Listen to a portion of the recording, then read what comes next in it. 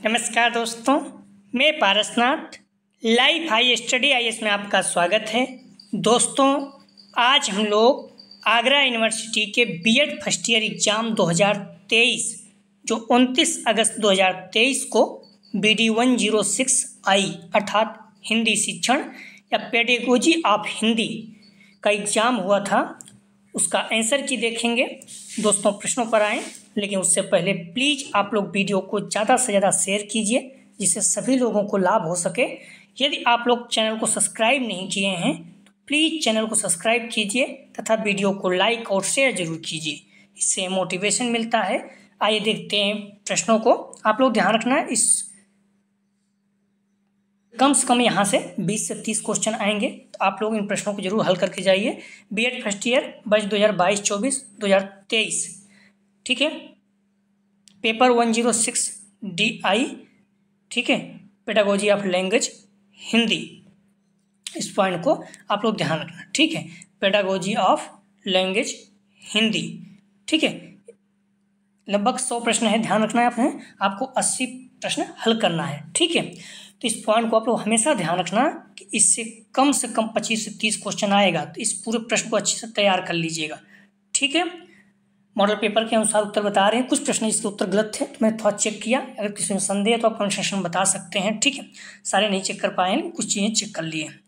तो आइए देखते हैं प्रश्नों को।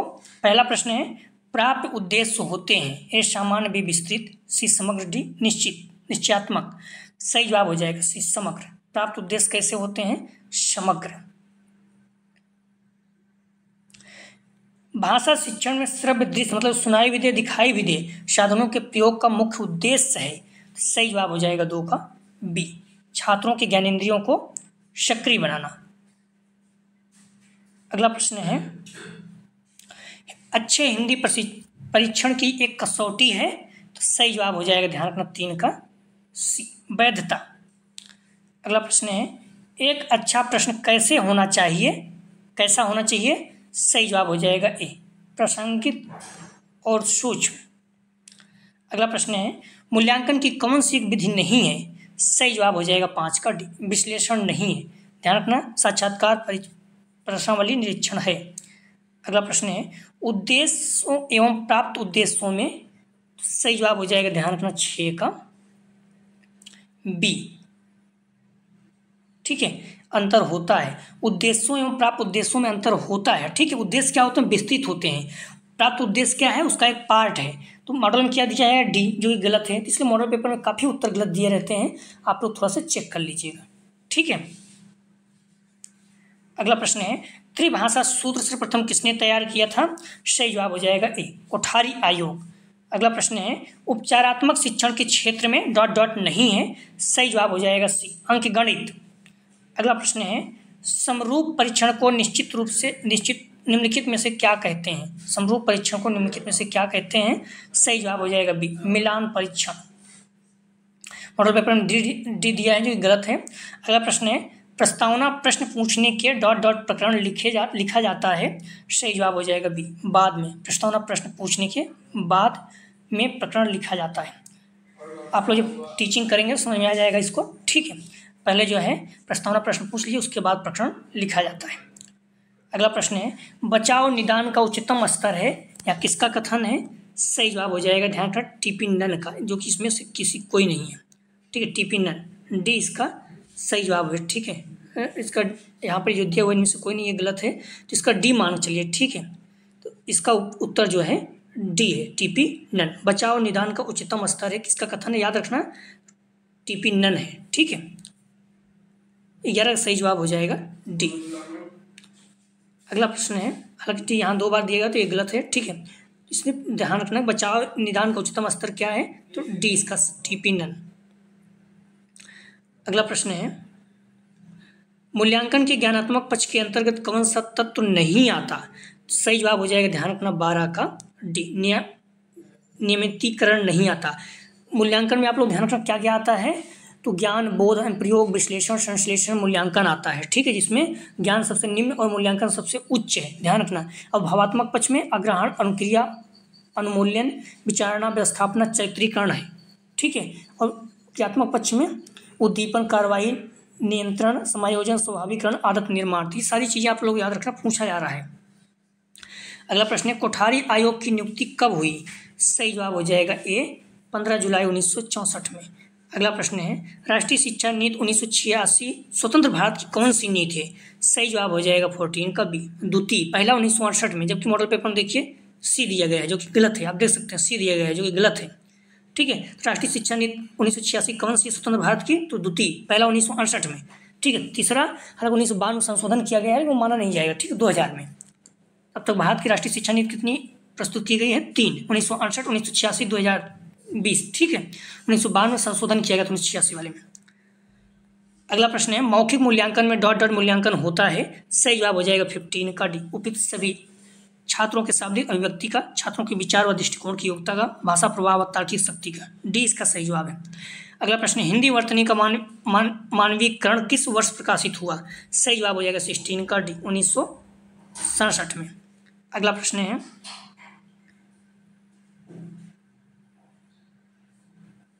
अनुच्छेद 351 का निर्माण राजभाषा हिंदी के लिए किस संदर्भ में किया गया? सही जवाब हो जाएगा 17 का बी हिंदी के विकास के लिए। ध्यान रखना हिंदी क्या है? राजभाषा है, राष्ट्रभाषा नहीं, कंफ्यूज नहीं होना। ठीक है, अगला प्रश्न है हिंदी भाषा के विविध रूपों से परिचित कराने में सबसे अधिक सहायक है? सही जवाब हो जाएगा 18 का, ध्यान रखना ए हिंदी भाषा का साहित्यिक व अन्य मुद्रित सामग्री। अगला प्रश्न है विचार विश्लेषण का अंतिम सोपान है? सही जवाब हो जाएगा ए बोधात्मक प्रश्न। अगला प्रश्न है व्याकरण शिक्षण की कौन सी विधि मनोवैज्ञानिक मानी जाती है? सही जवाब हो जाएगा बी आगमन विधि। अगला प्रश्न है संवाद द्वारा प्रदान किए गए कौशल डॉट डॉट हैं? सही जवाब हो जाएगा 21 का ए पढ़ना, सुनना, बोलना और लिखना। अगला प्रश्न है हिंदी भाषा खेल इनमें से कौन सा नहीं है? सही जवाब हो जाएगा बी भाषण। अगला प्रश्न है शिक्षण के 3 बिंदु कौन से हैं? सही जवाब हो जाएगा 23 का बी शिक्षण, शिक्षार्थी, पाठवस्तु। अगला प्रश्न है अंतर्राष्ट्रीय हिंदी विश्वविद्यालय भारत में कहाँ है? सही जवाब हो जाएगा सी वर्धा में। अगला प्रश्न है हिंदी के शुद्ध उच्चारण को शुद्ध करने में किससे मदद मिलती है? सही जवाब हो जाएगा 25 का ए लिंग्वाफोन। अगला प्रश्न है उत्तर प्रदेश सरकार द्वारा गठित देवनागरी लिपि सुधार समिति के अध्यक्ष कौन थे? सही जवाब हो जाएगा 26 का सी आचार्य नरेंद्र देव। अगला प्रश्न है भारतीय संविधान में किन अनुच्छेदों में राजभाषा से संबंधित नियमों का उल्लेख है? सही जवाब हो जाएगा ए अनुच्छेद 343, 351। अगला प्रश्न है बोली गई बात और सुनकर समझी गई बात को कहते हैं? सही जवाब हो जाएगा 28 का सी मौखिक भाषा।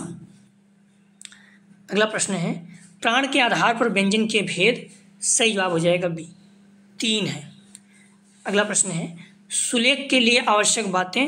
सही जवाब हो जाएगा डी बैठने का आसन, लेखन सामग्री, अक्षरों की बनावट, सभी। अगला प्रश्न है भाषा? सही जवाब हो जाएगा ए विचार विनिमय का एक साधन है। अगला प्रश्न है वर्तमान में अंतर्राष्ट्रीय भाषा डॉट डॉट है? सही जवाब हो जाएगा ए अंग्रेजी। अगला प्रश्न है ध्वनियों के कितने वर्ग हैं? सही जवाब हो जाएगा सी 9। अगला प्रश्न है व्युत्पत्ति के आधार पर शब्द भेद? सही जवाब हो जाएगा डी उपयुक्त सभी यौगिक, योग, रूढ़ सभी। रसानुभूति का संबंध डॉट डॉट से होता है? सही जवाब हो जाएगा सी कविता। अगला प्रश्न है पाठ्य पुस्तकें होती हैं? सही जवाब हो जाएगा ए ज्ञान का भंडार।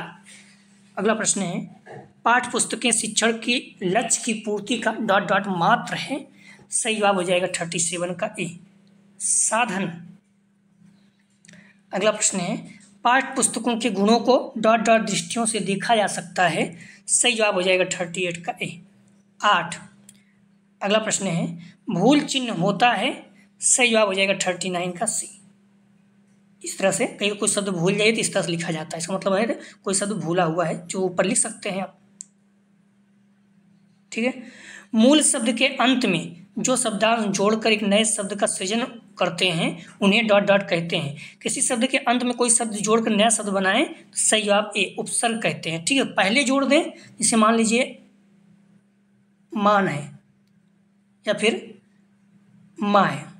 ठीक है, मान लीजिए माँ है इसमें आ जोड़ दीजिए, क्या हो गया आम। तो ये क्या कहेंगे प्रत्यय, लेकिन आ है उसमें माँ जोड़ देंगे तो इससे क्या हो जाएगा उपसर्ग मतलब, ठीक है। प्रत्यय एक तो ये होता है कि आगे जोड़ते हैं तो उपसर्ग कहते हैं। जैसे देखिए कि शब्द के अंत में शब्दांश जोड़कर नए, ध्यान रखना, मूल शब्द के अंत में जो शब्द जोड़कर एक नए शब्द का सृजन करते हैं तो उन्हें क्या कहते हैं। आप लोग ध्यान रखना, इस सब ये थोड़ा सा गलत लग रहा है, ठीक है। मूल शब्द के अंत में जो शब्दांश जोड़ के एक नए शब्द का सृजन करते हैं, अगर किसी शब्द के अंत में जोड़ा जाए तो उसे प्रत्यय कहते हैं, और जो पहले जुड़ता है उसे उपसर्ग कहते हैं, ठीक है। तो इसमें ध्यान रखना उत्तर गलत दिया गया, आप देख सकते हैं इसमें उत्तर आ दिया गया जो उपसर्ग, जो कि गलत है। तो मूल शब्द के अंत में जो शब्दांश जोड़कर नए शब्द बनाए जाते हैं उसे क्या कहते हैं, प्रत्यय कहते हैं, ठीक है। जैसे मान लीजिए आ है या फिर आ है, इसमें माँ जोड़ देंगे तो क्या हो जाएगा आम, लेकिन माँ क्या है, ये प्रत्यय है। ऐसे में बोल रहा अंत में जोड़ते हैं तो इसे क्या बोलते हैं प्रत्यय, और पहले जोड़ते हैं उसे उपसर्ग बोलते हैं, ठीक है। तो इसमें उत्तर गलत दिया गया है मॉडल पेपर में। ध्यान रखना, मूल शब्द के अंत में जो शब्दांश जोड़ कर नए शब्द बनाए जाते हैं, नए शब्द का सृजन करते हैं, क्या कहते हैं, सही जवाब हो जाएगा बी प्रत्यय। किस इसे याद रखिए, पस प्रत्यय पस पीछे, किसी शब्द के पीछे जोड़ा जाता है उसे प्रत्यय कहते हैं, ठीक है। तो मॉडल पेपर में कई सारी चीज़ें बहुत ज़्यादा गलत दी गई हैं, तो देख लीजिएगा। मानव के विचार व्यक्ति का प्रमुख साधन है, सही जवाब हो जाएगा, ध्यान रखना सी शब्द। अगला प्रश्न है, संजय इतना गलत क्यों देता है, ये तो आप लोग ध्यान रखिएगा, बहुत ज़्यादा गलत देता है, ठीक है। तो आप लोग थोड़ा सा ध्यान रखिएगा प्रश्नों को। भाषा स्वेच्छागत वाक प्रतीकों की वह प्रणाली है जिसके द्वारा सामाजिक समूह परस्पर संगठित रहता है, या किसका कथन है, सही जवाब हो जाएगा 42 का, ध्यान रखना। इस पॉइंट को ध्यान रखना आप लोग। 40 का क्या था, मूल शब्द के अंत में जो शब्दांश जोड़ के नए शब्द का सृजन किया जाता है उसे बी प्रत्यय कहते हैं, ठीक है। और मानव के विचार और व्यक्ति का प्रमुख साधन क्या है, तो ध्यान रखना सही जवाब हो जाएगा बी भाषा है, ठीक है। शब्द नहीं है बल्कि भाषा है। मानव के विचार और व्यक्ति का प्रमुख साधन क्या है, तो बी भाषा है। भाषा स्वेच्छागत वाक प्रतीकों की वह प्रणाली है जिसके द्वारा सामाजिक समूह परस्पर संगठित रहता है, या किसका कथन है, सही जवाब हो जाएगा बर्नार्ड ब्लॉक एवं जॉर्ज ट्रेगर का। तो इस पॉइंट को ध्यान रखना 41 वाले का, मानव के विचार व्यक्ति का प्रमुख साधन क्या है, तो सही जवाब हो जाएगा बी भाषा, ठीक है। और 42 का सी। अगला प्रश्न है 43, राष्ट्रीय चेतना के कवि हैं, सही जवाब हो जाएगा, ध्यान रखना ए रामधारी सिंह दिनकर, ठीक है। राष्ट्रीय चेतना के कवि हैं तो दिनकर जी, हालांकि निराला जी को भी माना जाता है, इस पॉइंट को ध्यान, रामधारी सिंह दिनकर, ठीक है। तो राष्ट्रीय चेतना के मतलब राष्ट्रीय कवि कौन है, तो रामधारी सिंह दिनकर था, दिनकर जी, ये इसका सही जवाब है। कामायनी के रचयिता हैं, सही जवाब हो जाएगा 44 का बी जयशंकर प्रसाद जी। संबोधन बोधक, सही जवाब हो जाएगा 45 का, ध्यान रखना डी सभी, हे रे अरे, तो ये जो है सभी जो है संबोधन बोधक हैं। अगला प्रश्न है, लिखाई पढ़ाई की अपेक्षा सरल है, इस मत को मानने वाली डॉट डॉट है, सही जवाब हो जाएगा 46 का सी मैडम मंटेसरी। अगला प्रश्न है, प्राथमिक स्तर पर भाषा शिक्षण के उद्देश्य होंगे, सही जवाब हो जाएगा 47 का ए छात्रों के उच्चारण शक्ति का विकास करना। अगला प्रश्न है, अंग्रेजी पढ़ के यद्यप सब गुण होत प्रवीण, पै निज भाषा ज्ञानविन राहत हीन के हीन, उपयुक्त पंक्तियां किसकी कथनी है, सही जवाब हो जाएगा 48 का ए भारतेंदु हरिश्चंद्र। भाषा की सबसे छोटी इकाई है, सही जवाब हो जाएगा 49 का, ध्यान रखना बी वर्ण।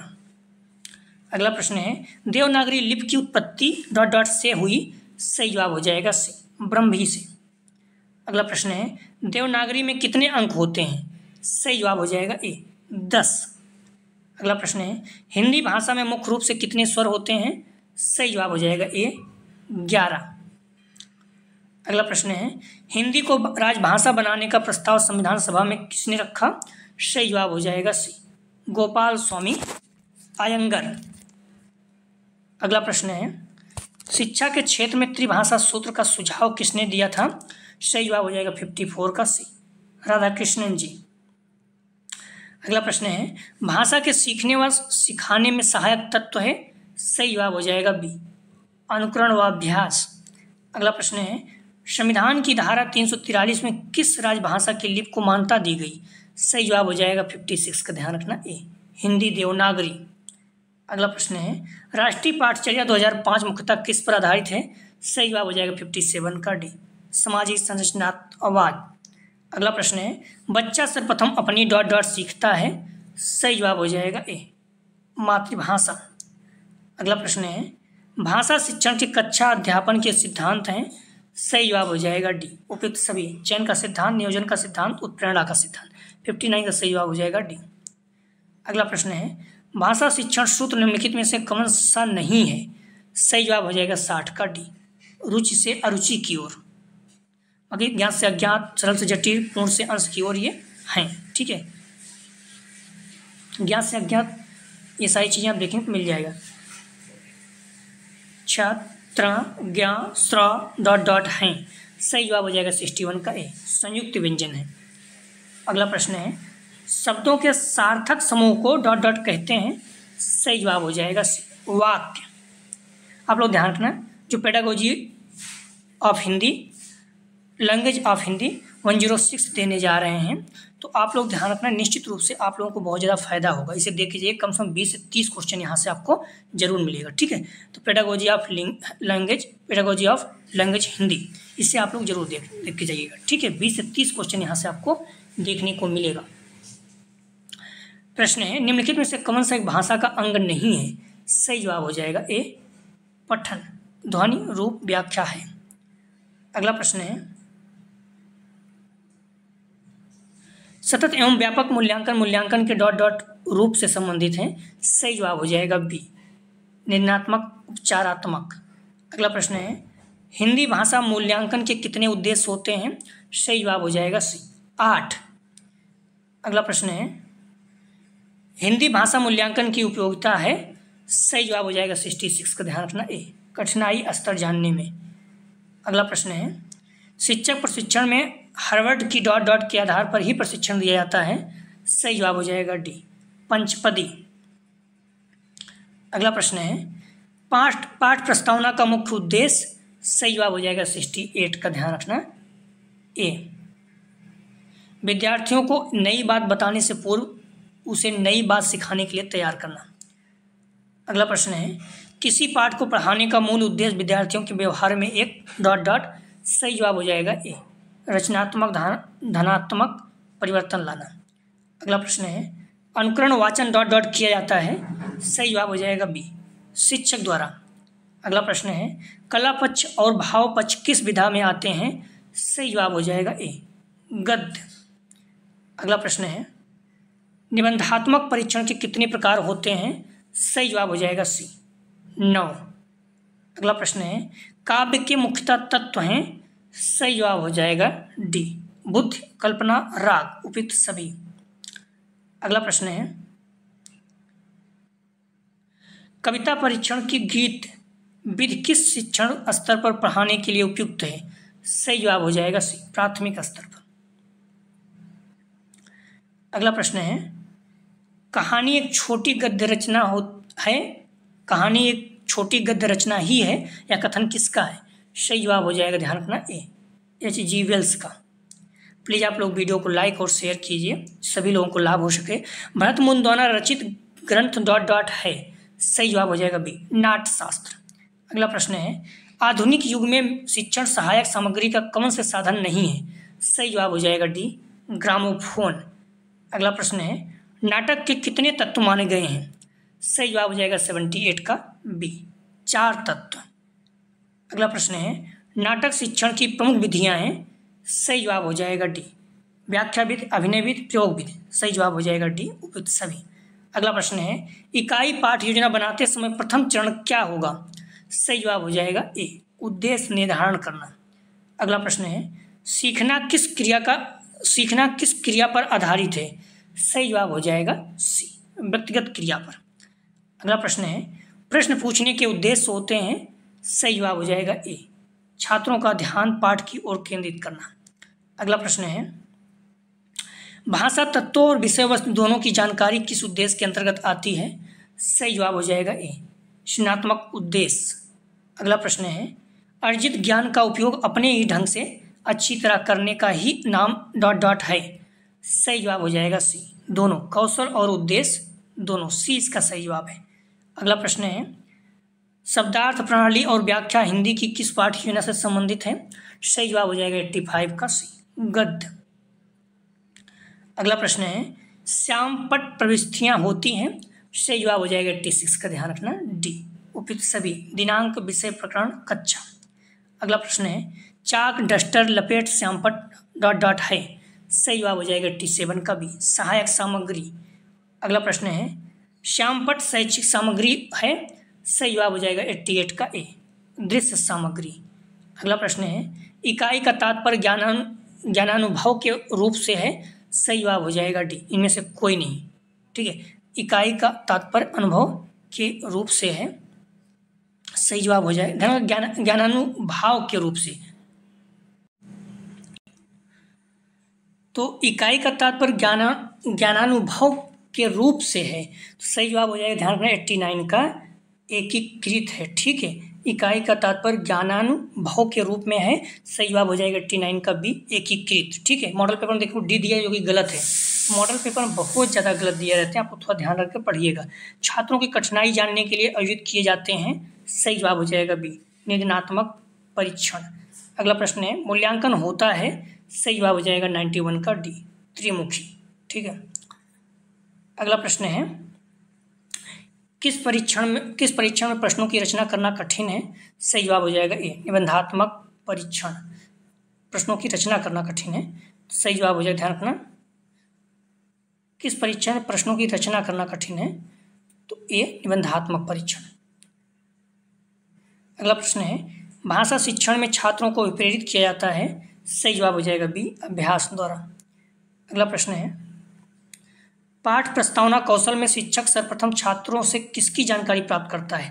सही जवाब हो जाएगा, ध्यान रखना ए, पाठ वस्तु। आप लोग ध्यान रखना मॉडल पेपर के अनुसार ये आंसर बता रहे हैं, कुछ प्रश्नों में त्रुटियां हो सकती हैं, तो अगर हैं तो आप लोग ध्यान रखना, चेक कर बताइएगा। मैंने चेक कर लिया है जहाँ पर संदेह हुआ है। श्यामपट्ट पर कार्य करते समय अध्यापक को खड़ा होना चाहिए? सही जवाब हो जाएगा 95 का ए, अपने बाएं हाथ की ओर। अगला प्रश्न है निर्देशात्मक कार्य क्यों किया जाता है? सही जवाब हो जाएगा 96 का सी, मूल्यांकन करने के लिए। अगला प्रश्न है कोई भी चीज जो शिक्षा को सरल, सुगम, आकर्षण, हृदयग्राही तथा बोधगम्य बनाती है वह कहलाती है? सही जवाब हो जाएगा सी, सहायक सामग्री। अगला प्रश्न है निम्नलिखित में से कौन सी विधि अत्यंत प्राचीन है? सही जवाब हो जाएगा 98 का, ध्यान रखना सी, ऐतिहासिक विधि। पाठ योजना के प्रारूप चयन का आधार है? तो सही जवाब हो जाएगा 99 का सी, विषय वस्तु। अगला प्रश्न है शिक्षा के किस स्तर पर पाठ वस्तु सूचनात्मक एवं गुणात्मक होना चाहिए?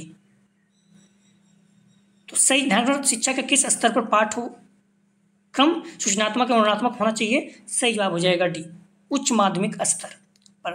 ध्यान रखना आप लोग प्लीज़ वीडियो को लाइक और शेयर कीजिए, और जो भी ढेर सारे प्रैक्टिस सेट पड़े हुए हैं, ठीक है, Raja Mahendra Pratap Singh BEd 3rd semester में, तो सारे प्रश्नों को आप हल कर लेंगे तो आपको मिल जाएगा 1st सेमेस्टर में। ठीक है, फर्स्ट ईयर का ही आगरा यूनिवर्सिटी में वही चीज़ 1st ईयर में है, और राजा महेंद्र प्रताप सिंह में वो चीज़ 3rd सेमेस्टर में है, तो सेम चीज़ें हैं। ठीक है, आप लोग पढ़ेंगे तो आप लोगों को निश्चित रूप से लाभ होगा। प्लीज़ वीडियो को लाइक और शेयर कीजिए। वीडियो देखने के लिए धन्यवाद दोस्तों।